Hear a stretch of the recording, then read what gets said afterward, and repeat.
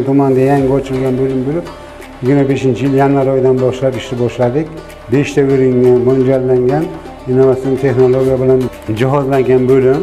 Keyin suv tozalash bu apparatlarimizda Germaniya B-Braun firmasida ishlab chiqarilgan bu apparatlarimiz. Bemorlarda ancha o'zgarishlar bor. Haftaga 12 soat adekvatniy gemodializ programmali gemodializ seanslarini olib qaytyapti.